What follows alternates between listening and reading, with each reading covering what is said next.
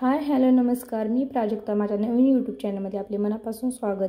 आज आपण मटर पनीर रेसिपी बनवणार आहोत. त्यासाठी लागणारे साहित्य: एक पावशेर पनीर, एक फोडणीसाठी एक कांदा, एक वाटी मटर, कोथिंबीर, एक लसणाची गड्डी, 1 इंच आलं, घरगुती काळा मसाला 1.5 चमचा, 1 चमचा मीठ, लाल मिरची पावडर 1 चमचा, पनीर टिक्का मसाला छोटे 2 चमचे, थोडीशी हळद, तेल, ग्रेव्हीसाठी 2 टोमॅटो, 3 कांदे. आता आपण ग्रेव्हीसाठी लागणारे कांदे आणि टोमॅटो कट करून घेऊया.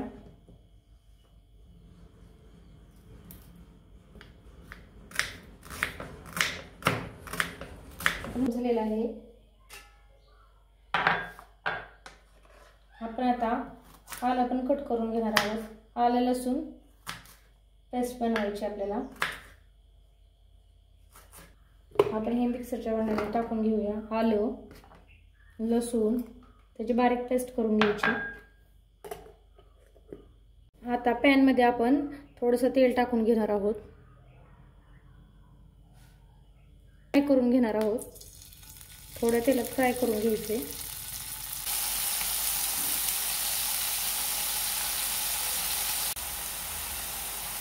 आता आपलं पनीर फ्राय झालेलं आहे.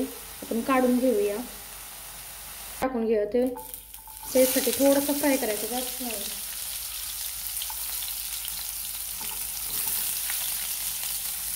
आपल्याला त्याची पेस्ट बनवायची आहे. आता आपला कांदा फ्राय होत आलेला आहे. त्याच्यामध्ये आपण टोमॅटो टाकून घेऊया.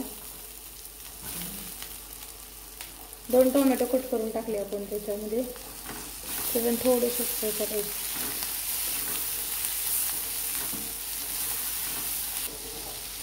थोडंसं मीठ टाकून घेणार आहोत. कांदा टोमॅटो झालेला आहे आपल्यापासून. आता आपण थंड करून त्याची पेस्ट करून घेणार आहोत. आता आपण जे मटर घेतले ते थोडेसे हे करून घेणार आहोत. आता आपले मटर थोडे फ्राय झालेले आहेत. आपण ते काढून घेऊया. आता आपण पॅन मध्ये तेल घेतले ते टाकून घेऊया भाजीला. 1 चमचा जिरं, लसूण पेस्ट करून घेतले ते थोडंसं फ्राय झाल्यानंतर त्याच्यामध्ये 1 चिरून घेतलेलं फोडणीसाठी कांदा,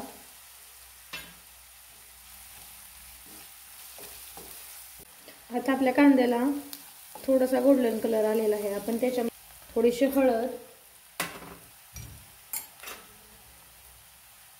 1 चमचा लाल मिरची पावडर, 1 ते 1.5 चमचा घरगुती काळा मसाला, चवीनुसार मीठ,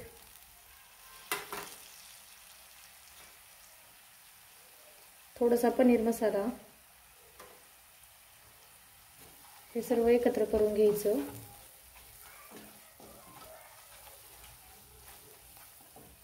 प्युरी करून घेतले ते टाकून घ्यायची. त्याच्यामध्ये ते मिक्स करून घेऊया. त्यात थोडंसं पाणी टाकून घ्यायचं ग्रेव्हीमध्ये. ते एकत्र करून घेऊया. सगळं मिक्स केले आहे. त्याच्यामध्ये आपण मटार टाकून घेऊया.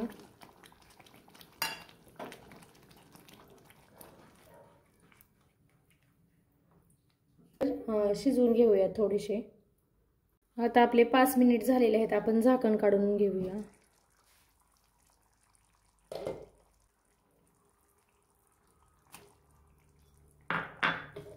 ते मिक्स करून घेऊया.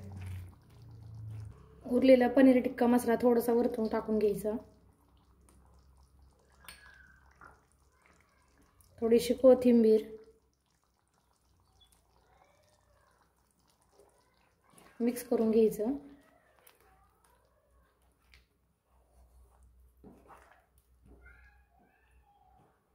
पाच मिनिटं परत झाकण ठेवून घेऊया. आपण आता झाकण काढून घेऊया। आपली भाजी तयार झालेली आहे मटर पनीरची। आपण काढून घेऊया पॅन। आता आपली मटर पनीर रेसिपी तयार झालेली आहे।